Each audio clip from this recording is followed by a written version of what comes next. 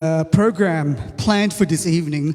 We're going to use that for next month, and the reason is we have a very special guest tonight, and he's just in Coffs Harbour holidaying, and I couldn't let the opportunity pass without actually bringing him to our show tonight. But before anything else, I just have some housekeeping. First, we want to thank Patrick from Coffex and Pastor Jim for the coffee trailer that they donated to Australian Anti-ICE campaign in the Gold Coast. So we're going to have a mobile coffee van.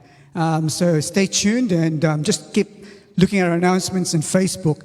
This Friday and Saturday, we are doing a half price on everything on our AAIC op shop. So visit us at 204 Nerang Street, Southport. Furthermore, we're looking for volunteers. As I mentioned earlier, we have a coffee van coming up. So we're looking for barista. We're also looking for accountant and bookkeepers and op shop attendants. Email us, please, at volunteering@australianantiicecampaign.org.au or message us on Facebook. Follow us, please, on all our socials: Facebook, Australian Anti-ICE Campaign, in Instagram, AAIC Op Shop. And thank you for all our volunteers and all our supporters out there in the community. I'm going to give you to Ben. Thanks, Jose. And welcome to the Let's Talk About ICE show today. Hope you all had a great Christmas and Happy New Year. It was safe and got to enjoy time off from work if you're a worker, or and spend time with your family. Now, today's guest, we've got Troy Allen. Troy's from Newcastle, I believe. But he has spent time up in this area. But what I'll do, I'll hand it over to Troy, and he can just tell us who he is and where he comes from. Thanks, Jose. Thanks, Ben. My journey started here about 2.5 years ago. I was in the Newcastle area, and I wasn't in a very good state. And I got myself into quite a lot of trouble with the law and constantly doing crime. And I was looking at a pretty hefty prison sentence, and I was fortunate enough to be given the opportunity to participate in what they call a drug court program, and I was sent to the Coffs Harbour region, and that's where my journey began. I did 6 months program at a Dell house, and my biggest problem was that I couldn't get honest with myself. I thought I could go back home and hang around with the same type of people but not do the same thing. And, that was all good and well for about 2 weeks. And then I just found myself back in that revolving door again and back to prison. And, I was released again to rehab. And I guess that's when my life sort of changed, because, I was at rock bottom when I was introduced to the drug court program. And at first, I was still a very scared man. I didn't like change. I was always used to my way or no way. And I had all these people suggesting things that I try, and I was told to start living a new life virtually, and I couldn't do it. I still held on to those thoughts of using and stuff like that. But over time that passed, and I spent 2 years on the drug court program, and eventually the penny dropped for me, and I no longer become a pest to society, I suppose. I'm looked at as an asset to the community these days, and that's only because I let the ego go, and I started getting fair income about where my life was going, and good things started coming back into my life. My mum and dad come in back, and my brother and sister, and I used to have a very close relationship with my family, but towards the end of my using days, they got to the point where they didn't even want to tell me where they lived. They wouldn't. They all installed security cameras around their house and stuff like that, because that's the type of person I become. I did whatever I had to do to get whatever I wanted, and I didn't worry about anyone in the meantime. I hurt my family members quite a lot, but the last 2.5 years, they've seen me grow into not just what we call it, an immature child, I suppose, during my using days, to a mature man that, it's a pleasure to have me around, and it's a pleasure for them to let me around their children and stuff. You know, I've got a beautiful relationship with my nieces and nephews and my family again. But you know, it hasn't been all smooth sailing the last 2.5 years. You know, just because you stop using drugs doesn't mean your life gets better.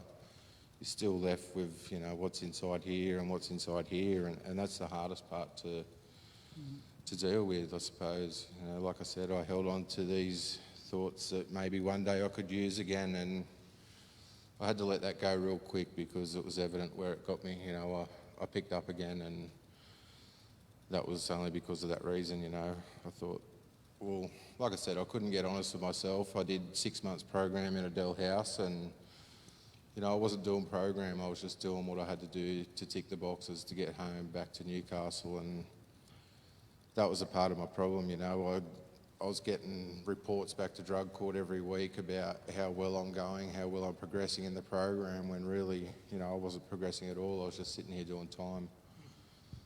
I'm just going to interrupt you there 1 second. We have got telephone. If you're watching from home and you are suffering from ice addiction, or you know someone who is suffering from ice addiction, please remember our helpline, which is 1-800-NO-TO-ICE or 1-800-668-423. That's 1-800-668-423. Now, going back to Troy, I've got a computer up and I've got questions that come up from our audience. But in the beginning, you mentioned that someone had suggested it to you to use ice.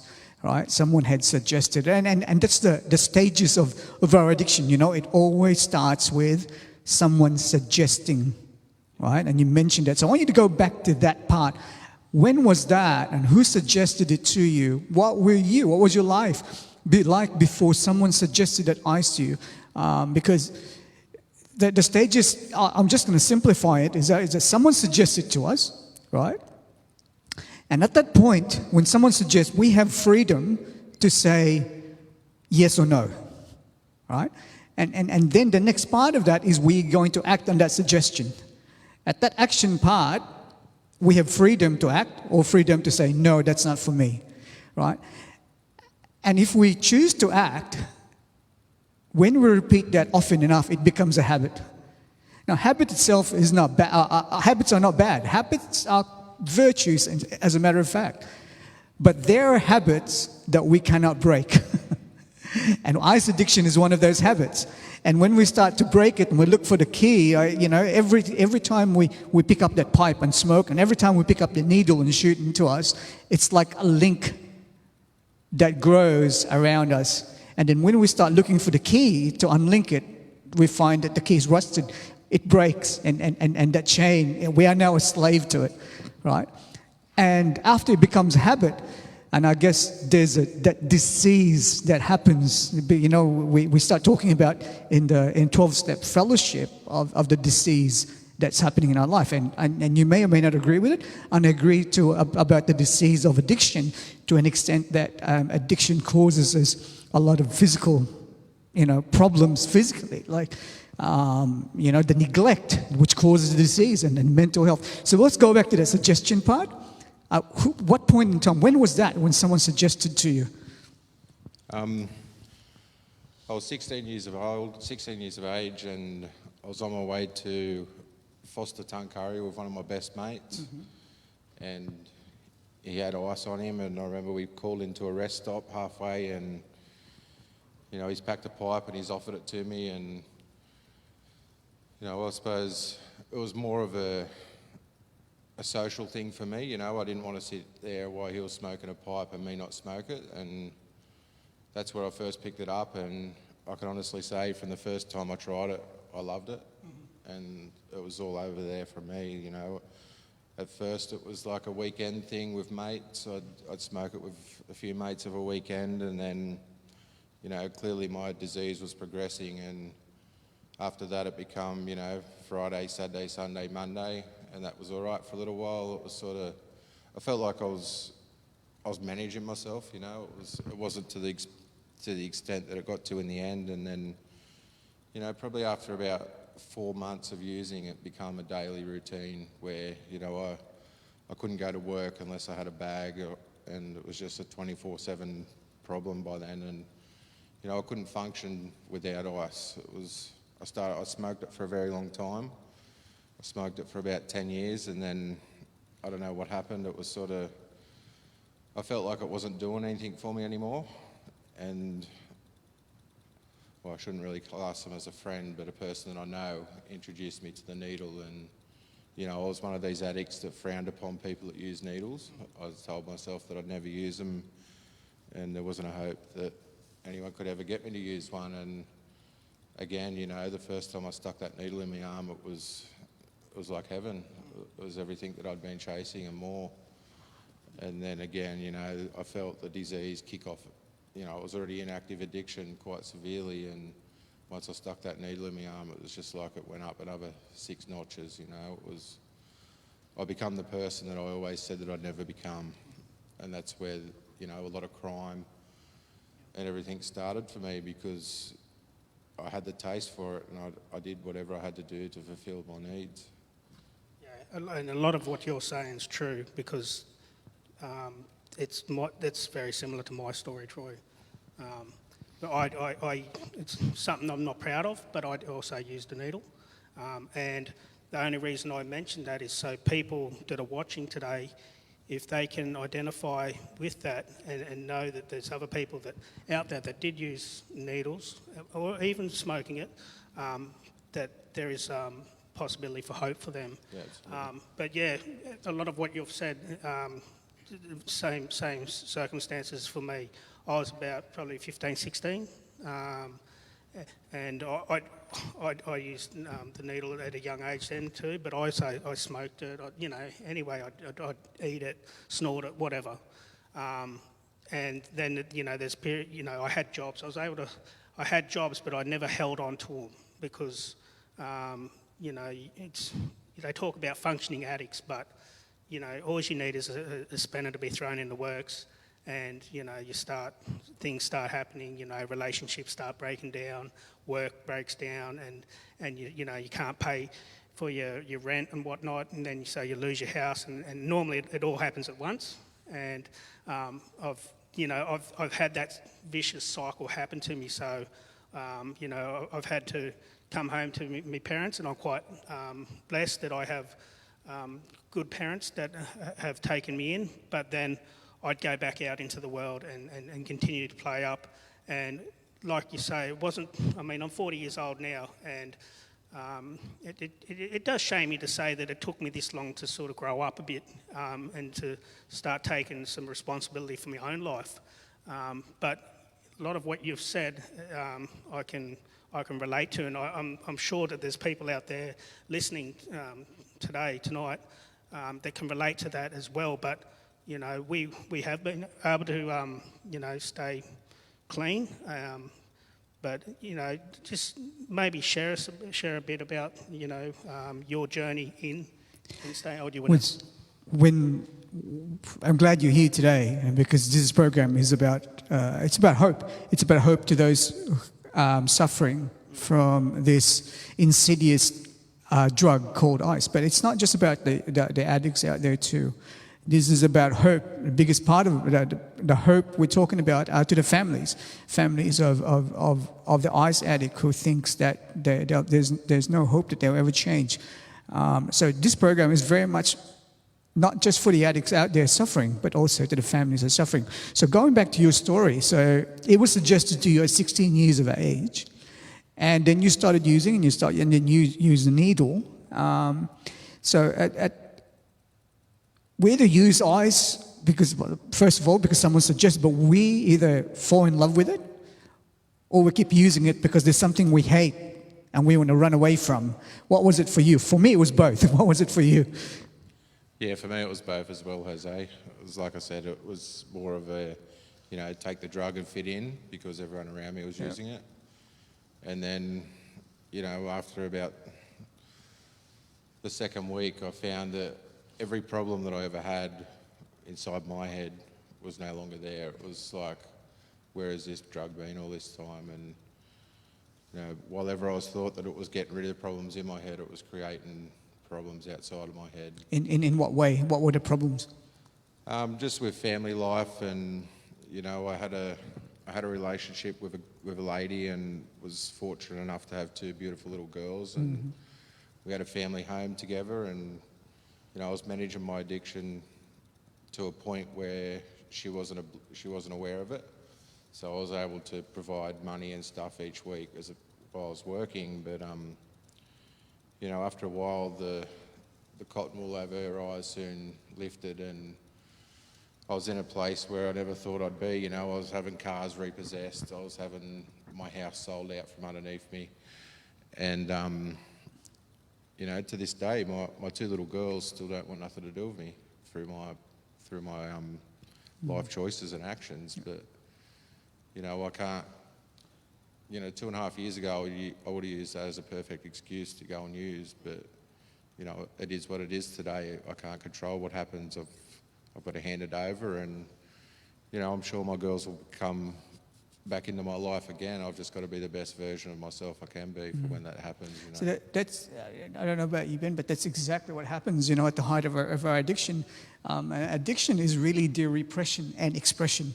You know, it is the expression of addiction is that we want to use, and the repression is of the family life. we repress the need to love and be loved by those around us, by our family. So we repress that so we can express our addiction. And that's exactly what happened, right? So and we think it's social using, but then it in a very short space of time, things start to fall apart, right? I mean, you didn't lose your family straight away. Something else happened before you lost your family. In my case, it would have been in trouble with the law. Some will be the psychoses and going into mental hospital. What was your example? It was mainly, you know, the psychosis of my using, and the fact that I couldn't turn to loved ones and ask for support because, you know, I always told them I didn't have a problem and that I wasn't using. So, you know, again, my pride and my ego got in my way, and I didn't want to ask for help from my family because I didn't want them to be ashamed of me. And the psychosis that I got into towards the end of it, it was horrendous. You know, I was too proud to put my hand up and ask for help, and I tried to do all things on my own. And you know, I'm truly blessed to be here today, still alive, because that's the extent that it got to. You know, all these things inside my head told me I wasn't worthy of living, and that's where I got to. You know, I wanted to end my life a numerous amount of times because, you know, I couldn't put my hand up and say, look, I'm broken, I need help. I'm just going to interject. Troy mentioned about that shame and guilt. And that is something in common for addicts. And if your loved one is suffering from this, I need you to understand something.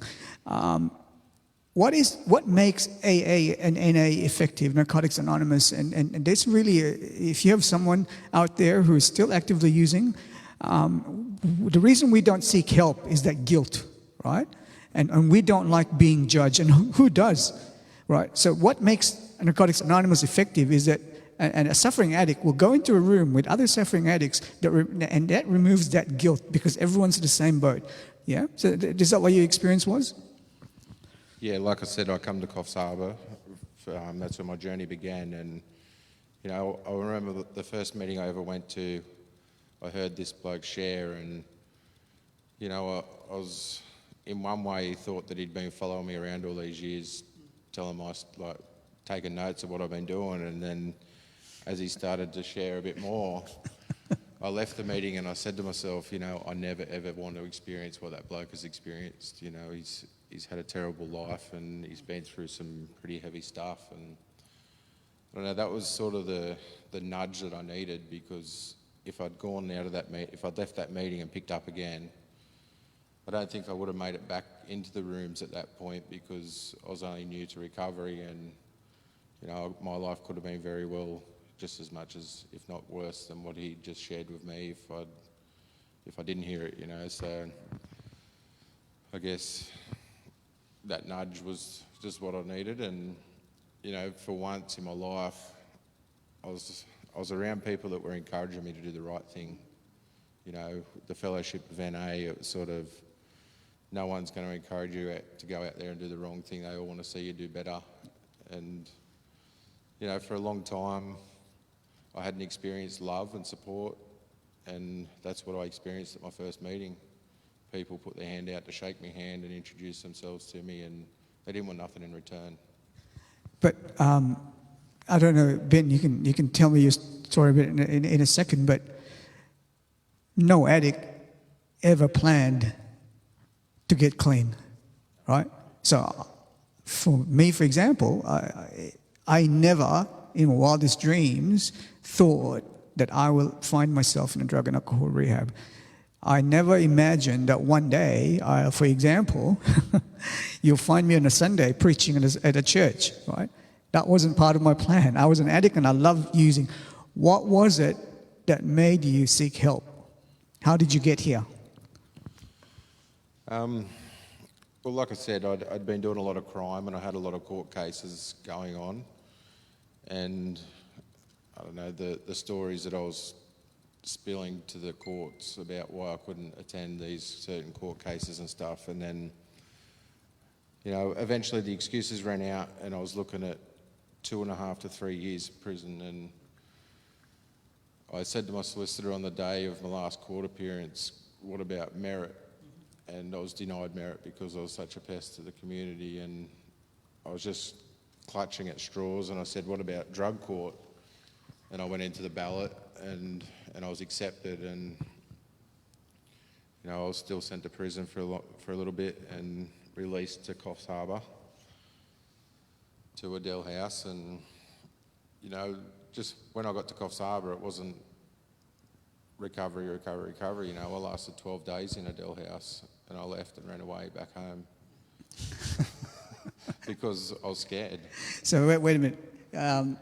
Just for those who don't know, in New South Wales there's a program called the Drug Court Program, where people who committed crime as a result of their drug habit, they go into this program. And I am a big advocate of the New South Wales Drug Court Program, and I understand that there is now one in Queensland.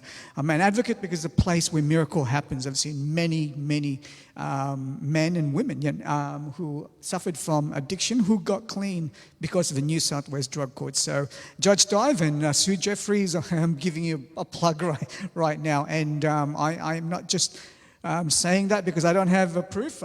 Troy is an example of it, and I am an example of that program. So you got into drug court, and they told you that you need to go to Adele House. Like, same me, when I went to drug court, they said to me, oh, Mr. Porsche, we can't send you back to the community, right? There's no way we're sending you back to the community. The only thing we can do is send you to a drug and alcohol rehab, which is Adele House. And in your case, you went to Adele House and you lasted, how many days? 12 days. Wow. What happened? Well, I got a phone call off a girl that I was seeing back in Newcastle, and she no longer wanted to be with me. So you got interrupted because of a girl. There's always a girl involved, by the way. If you're watching from home, there is always a girl involved. And if you're a woman, there's probably always a guy involved. Ben? Yeah, Troy, you're more or less telling my story, so... But yeah. Sorry to interrupt. Keep going. Yeah, so, I made up all these excuses to the staff at Adele as to why I had to go home, and I was going home to save the world and save the love of my life, apparently. But, again, I ran away, and, it wasn't only the girl. I wasn't ready for change, I was scared. I didn't know what this new life was about because I'd lived so long as an ice addict. I didn't know what it was like to, shower every day and have to get up and brush my teeth and make my bed and stuff like that. And, I wasn't used to it, so I ran. So you're back, and plus you're in the same area where you use, so that influences there. You can just pick up the phone and, get hold of the dealer or whatnot. It's pretty easy to, and that's something I always bang on about. I believe if you want successful recovery, you need to remove yourself from the influence that you're in. And so you obviously end up back up here. Yeah, well, I think it was a Wednesday night. I caught the train back to Newcastle after my 12 days, and I didn't even make it to Newcastle. I rang these people I knew to pick me up from Taree, and that's where it all kicked off again. You know, they had a fit in the Would have car. been the dealer. They had a bag in the car. I used ice on the way home, and the first place I told them to drop me off was to see my children. And I was sort of, because I'd breached my contract with drug court, and you know they didn't want me in the community, they wanted me in a long-term rehab. I was sent back to prison for breaching my contract and stuff. And you know, I was sweating I think I was only sent back for 12 days, but I had to do a clean urine to get out. And if my urine was dirty, there was talk of terminating my program, and you know, someone must have been looking over me that day because I was able to produce a clean urine. And So what happened after that? I was sent back to Adele House. So you went back to Adele House. See, the thing is, you know, we have a short period of mental clarity because we haven't used drugs for 12 days or a month, and we arrive at Adele House and we say, you know what, I'm clean now, and what I'm going to do is go back to my family because they need me. The fact of the matter is, they haven't needed me for like 10 years, and they haven't been in contact with me for 10 years, and suddenly I'm a month clean. Now the world needs me, right? Same. So you went back to Adele House, and what happened? Well, at first I was just doing time there. I was court so I could get back to Newcastle. But I don't know. I believe that after about a month of it at Adele House, you know, I started to get a bit serious about recovery. You know, I knew I didn't want to use anymore, but at the same time, I wasn't willing to put the work in that I had to do for me not to use again. So, you know, I wouldn't say my time at Adele House wasn't a waste of time. You know, I learnt a lot of things while I was there for 6 months, but not as much as I should have. And that was just because I fought the program. I still had these old thoughts, old ideas into my head, and you know, I couldn't let go. I didn't like the thought of not being able to use drugs ever again. So did you use drugs after that period at Adele House? Yeah, I returned back to Newcastle and I picked up again. How long were you clean? 6 months. So you were clean 6 months, you went back to Newcastle, and then you picked up again? Yeah. So you've gone back to Newcastle. How long after? And you were saying to yourself, okay, I'm good now, I've done 6 months. How long did you last in Newcastle? I think I lasted probably 2 months, and what had happened was I'd entered a new relationship down there. I'd met a beautiful lady, and she had 2 little kids, and you know, I was still breaking the law as far as travelling outside of my jurisdiction that I was allowed to stay in Newcastle by travelling up to her house. But I wasn't used to good things happening in my life. I felt that I wasn't worthy of this relationship. I wasn't worthy of these people being in my life, and you know, I went into self-sabotage mode. And it only took one day. You know, I picked up a drink. I got quite intoxicated, and then I remember I picked up a needle about 5 hours after my last drink, and I remember it was around Christmas time, and drug court had actually called me in for an interview on the Wednesday, and I'd used on the Tuesday. And my drug court caseworker at the time said to me, "Oh, you've got to do an instant urine. You've been one of the lucky ones." And I'll never forget that day for as long as I live, because that's what pushes me to go forward, you know. As soon as she pulled that jar out, I said to her, "Oh, look, I've lost my wallet.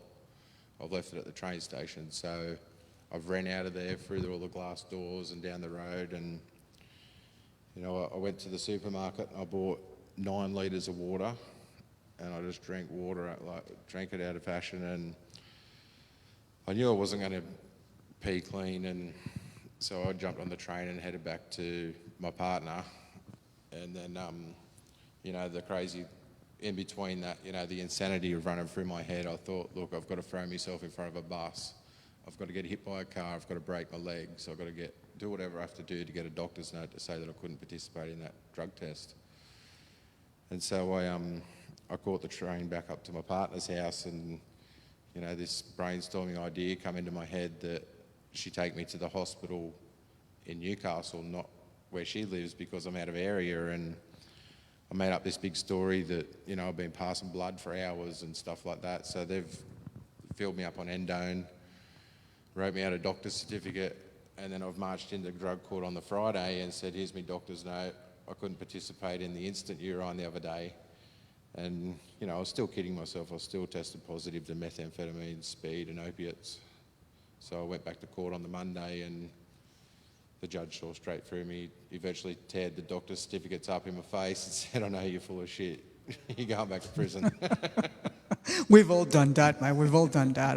I remember the time when I was in parole, and I walked in there, and it's like he does an instant urine. And I was using 10 minutes before that in the car park, and then I had no excuse. I had to walk out of there and then run away, and then ring back an hour later. I said, "Oh, sorry, and I can't even. I made such an excuse that, a few days later, a warrant from arrest was issued. Right?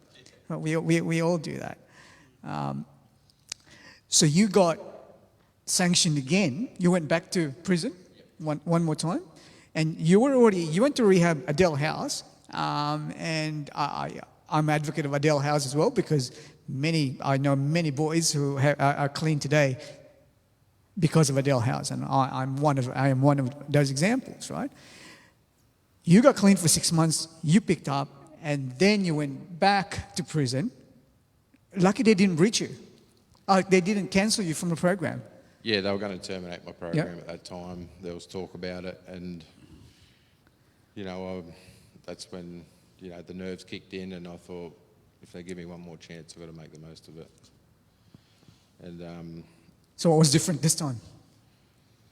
I didn't want to sit in jail. I'm not the jail type of person. I've got a beautiful family out there, pretty much like everyone, I suppose. But I don't get great satisfaction out of people telling me what to do, and I just like the freedom, So I did what I had to do to become the person I wanted to be. So you got serious about your recovery. Yeah, I was court ordered back to a different rehab, which was in Maxville, and I took everything that I had learnt from Adele, and the place at Maxville, I learnt things there, but it was more of a place for me to work on myself without the interruptions and distractions I had back in Newcastle. Because we're never really capable of being involved in any sort of meaningful relationship if we're not comfortable with ourselves and we can't work on ourselves. And I think that's the first thing, isn't it? Yeah. And recovery is never linear, and just because you've arrived in rehab, you don't expect that recovery is going to be like this.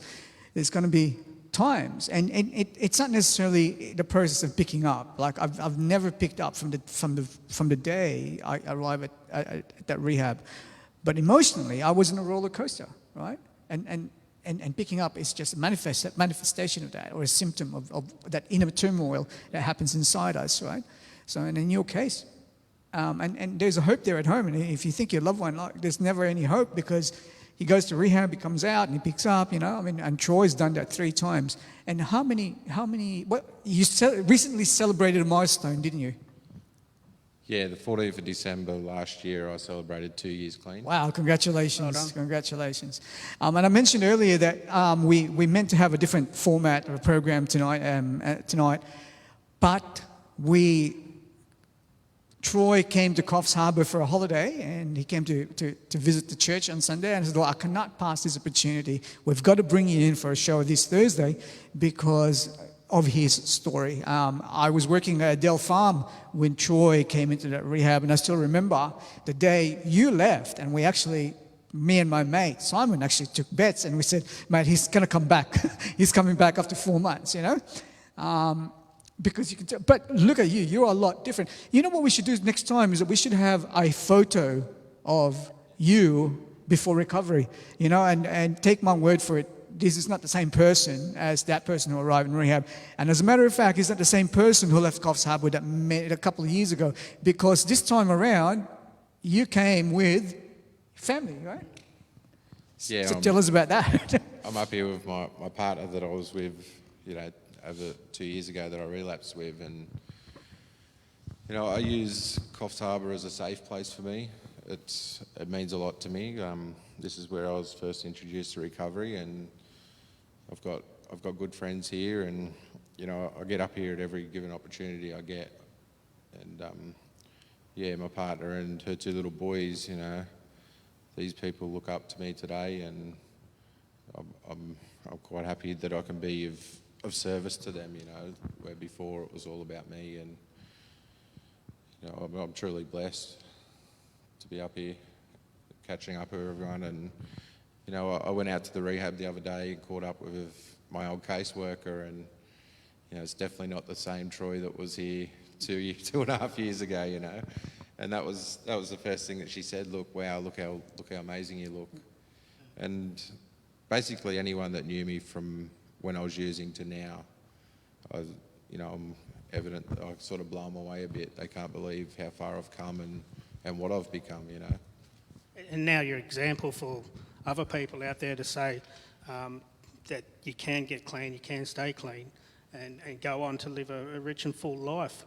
But I'll just interject and just say that I didn't go through the rehab program myself, but I still have something to do with the NA programs, the AA programs. I still get out to Adele House when I can, so and that's what helps me with my recovery, to get myself involved with these programs, and of course being on the NEICE program. Let's Talk About Ice show. So it's all a matter of attitude. If you want it, you're going to get it. And you're 2 years, you say? Yeah. I'm about 18 months clean. So. And it's been great. I've got a bright future ahead of myself, and I don't have that stress hanging over.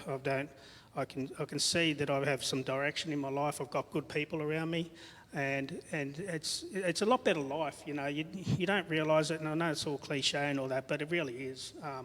I'm so glad that I have this life I do now, and I'm blessed, and I want to take that full opportunity and treat it with the respect it deserves, and that means to not take it for granted, and not you have to work at it. You have to be involved.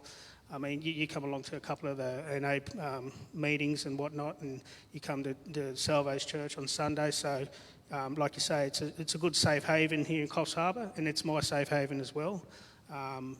There's a strong community here, a good fellowship for people that are looking for recovery, and that's what's worked for me, and I really enjoy it. I enjoy seeing people like yourself come up here, come on the show, and show us that people can get their recovery and keep it and go on to have a good life.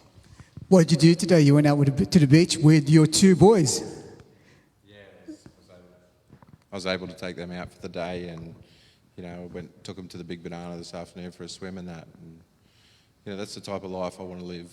Yeah. Be of service to other people, and even though they're not my boys, I look at them like my own.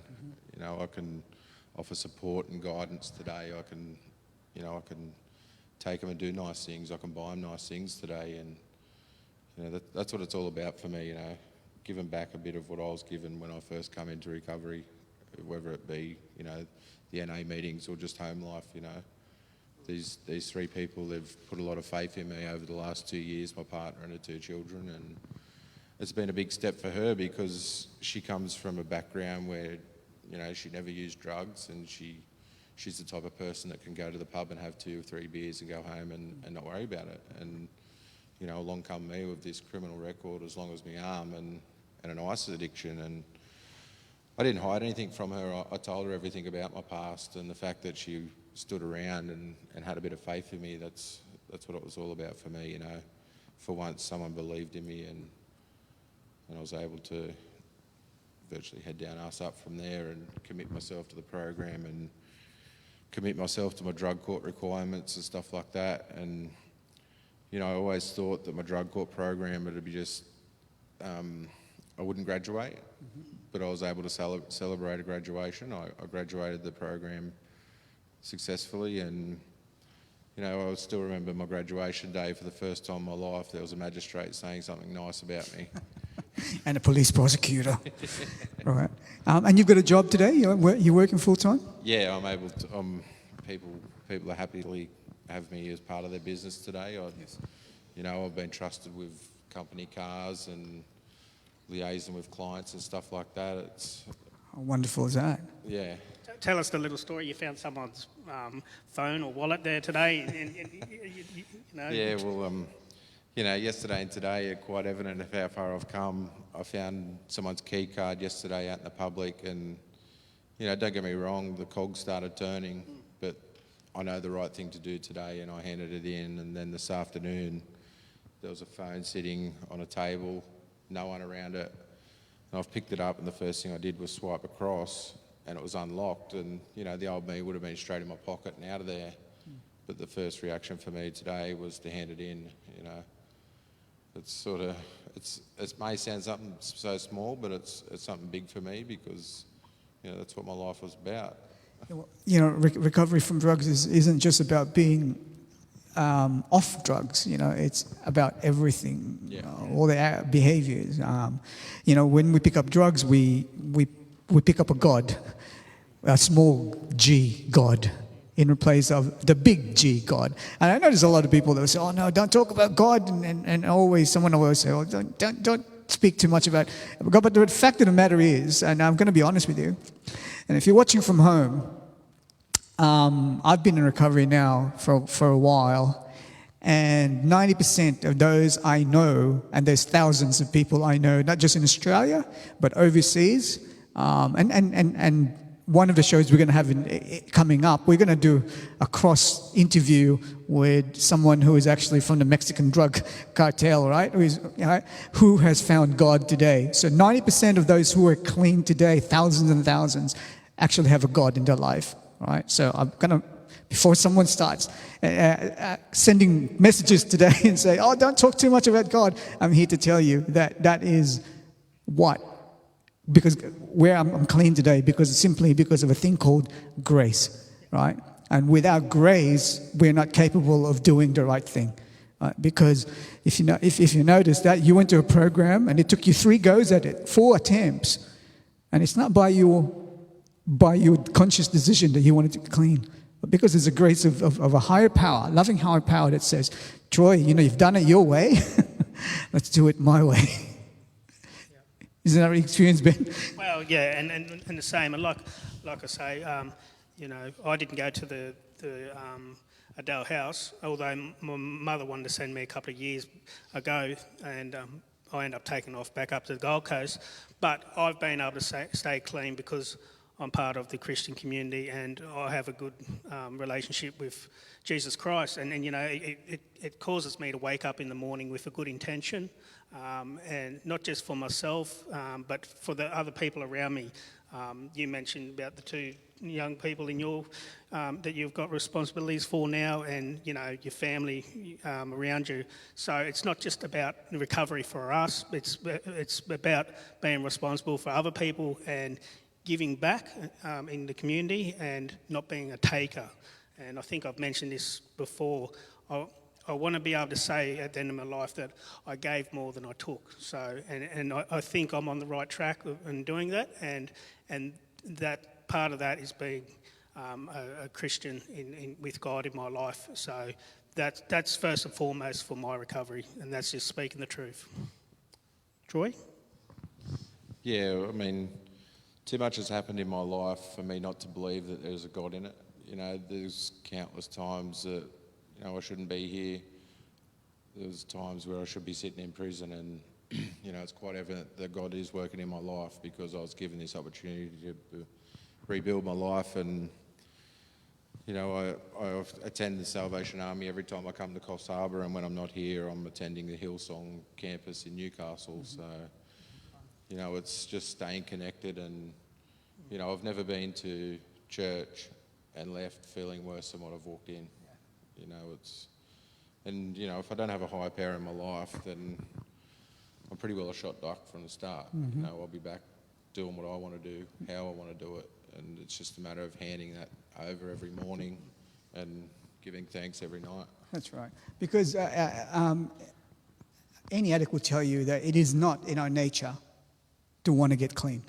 It is not in our nature to seek help. It is never in our nature to stop using. Once you've got the taste for it, it is not in our nature to stop. It takes an act of a higher power to give you that grace to see your life as it really is, right? And you want to change.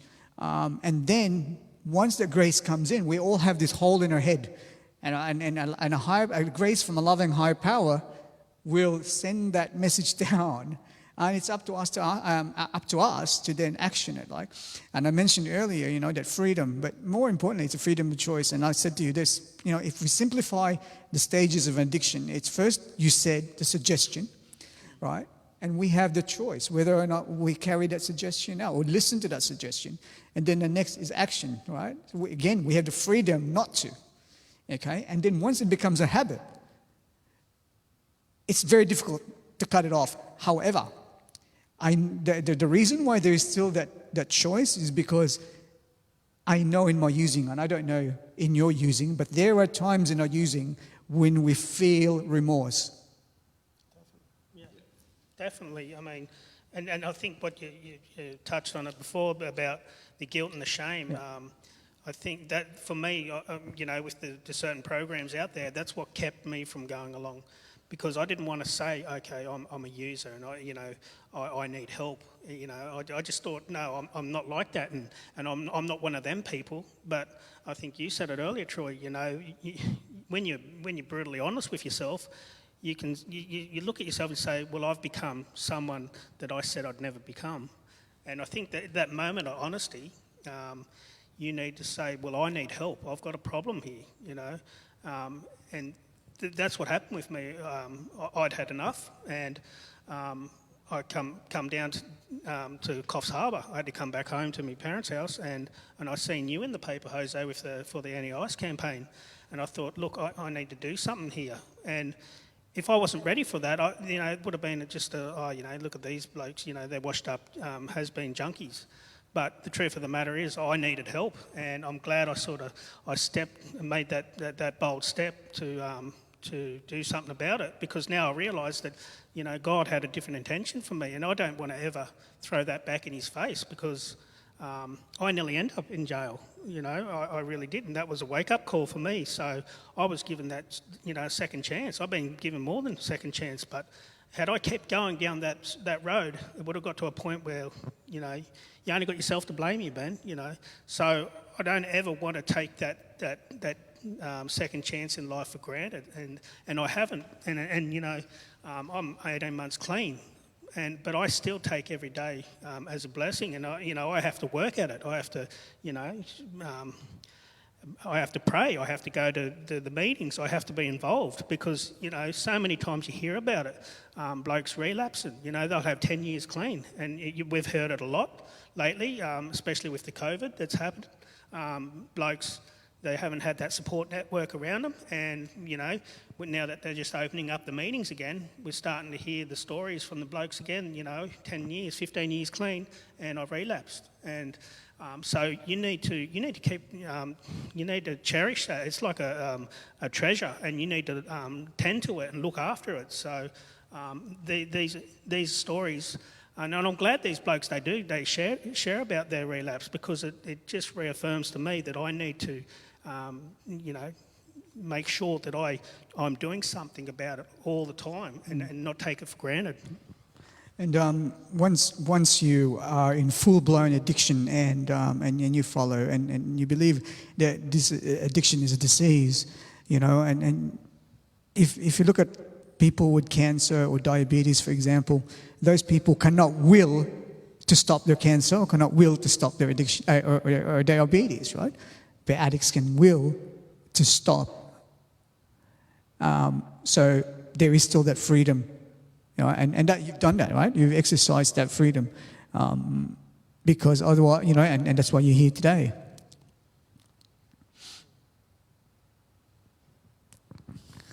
Yeah, I have exercised that freedom.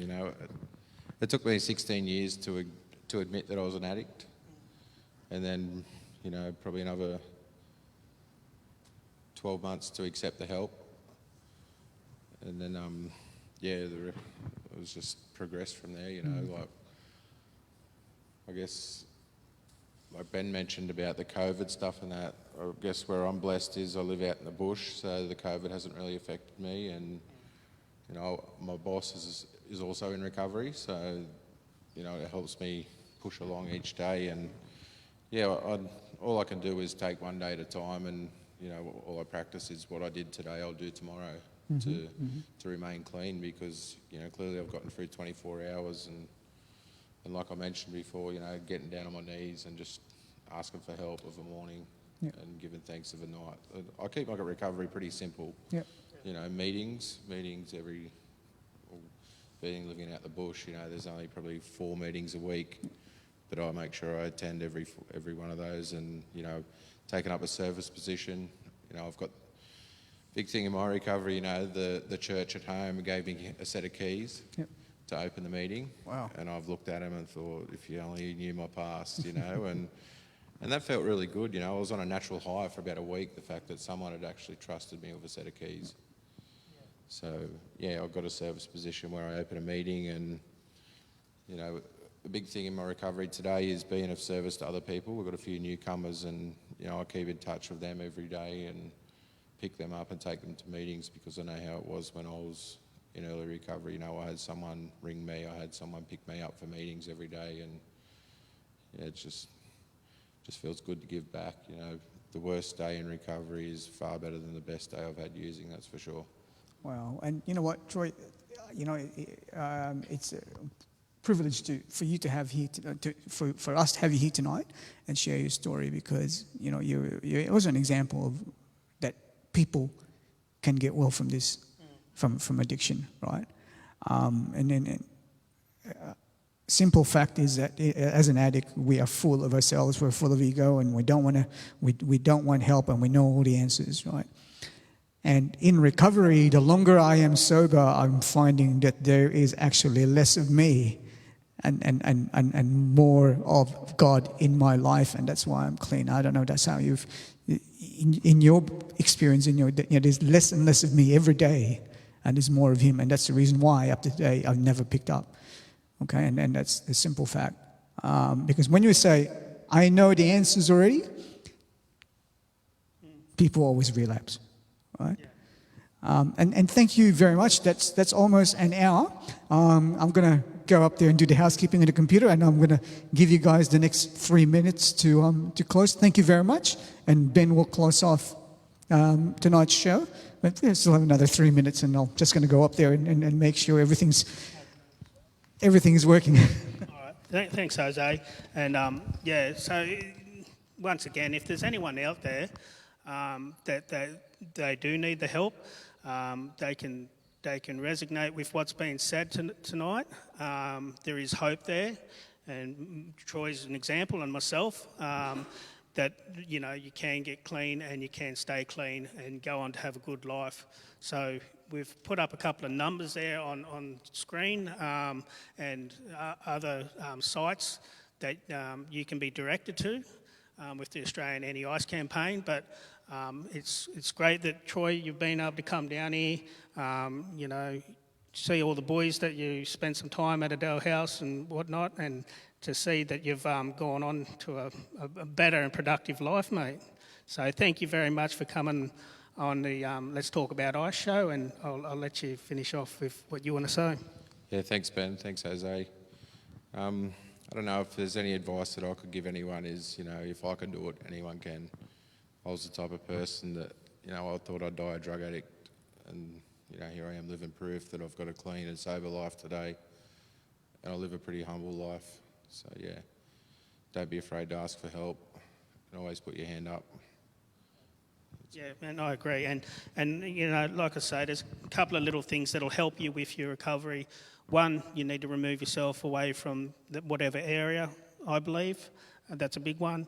And then you need to change your mindset, and the way you do that is to get involved with whatever programs you know you can, the NA programs, the Let's Talk About Ice, whatever information we can send you for that. And the sooner you can get that done, the better, and the quicker you can go on to have the intended life that you always were meant to have. So thank you very much for tonight, Troy, and we wish you all the best, and we'll see you up here next time. We might get you on the show and catch up. Sounds good. Thank you. Thanks, mate.